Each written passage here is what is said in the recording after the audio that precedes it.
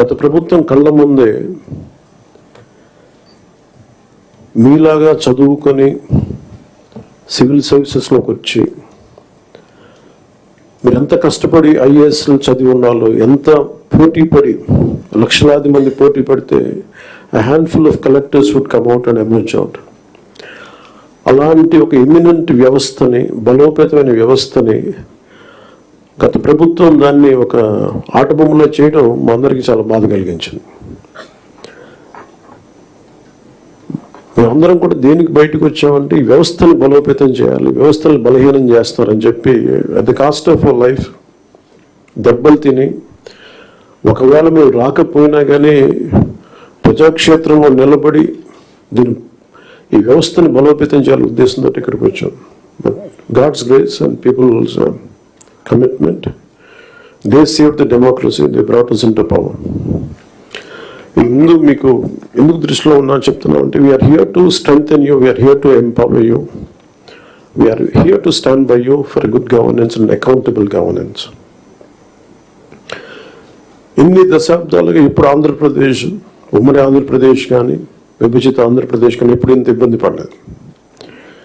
గత 5 ఏళ్ళుగా ఆంధ్రప్రదేశ్లో పాలన ఎలా ఉందో చూశారు.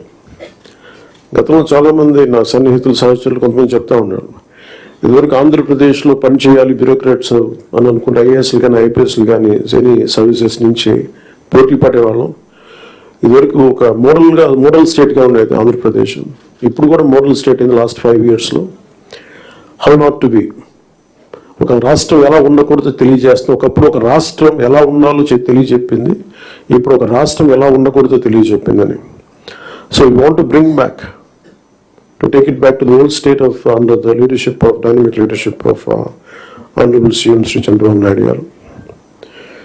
ఆయన అనుభవం, ఆయన దిశానిర్దేశం ఈ రాష్ట్రానికి బలంగా మేలు చేస్తుందని మీ అందరికీ తెలుసు, మా అందరికీ సంపూర్ణ నమ్మకం ఉంది. నేను పంచాయతీరాజ్ రూరల్ డెవలప్మెంట్తో పాటు forest science and technology, environment శాఖలు కూడా తీసుకున్నాను. వీటిలో కొన్ని మీ సహాయ సహకారాలు కావాల్సినవి, మీరు ఏం కావాలని మేము ఆశిస్తున్నాం చెప్తాను. ఈ సంవత్సరానికి సంబంధించి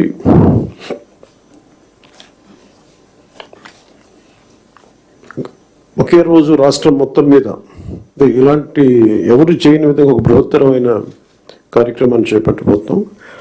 ఒకే రోజు రాష్ట్రం మొత్తం మీద 13,326 గ్రామ పంచాయతీల్లో ఉపాధి హామీ పథకానికి సంబంధించి రాష్ట్ర చరిత్రలో ఇప్పటివరకు ఎవరు చేయని విధంగా చిత్తశుద్ధితో గ్రామ సభలను ఏర్పాటు చేసి గ్రామ సభ రెజల్యూషన్స్ చేయడం జరుగుతుంది. ఇది గ్రామ పంచాయతీలని బలోపేతం చేసే దిశగా మా కూటమి ప్రభుత్వం అడుగులు వేస్తుండటానికి మొట్టమొదటి మహత్కార్యమే ఇందుకు నిదర్శనం. 2014-19 మధ్యకాలంలో సుమారు 10,000 గ్రామాల్లో ప్రారంభించిన సాలిడ్ వేస్ట్ మేనేజ్మెంట్ ప్రోగ్రామ్ని ముందుకు తీసుకెళ్లాల్సిన అవసరం ఉంది. అలాగే పైలట్ బేసిస్లో పిఠాపురం నియోజకవర్గంలో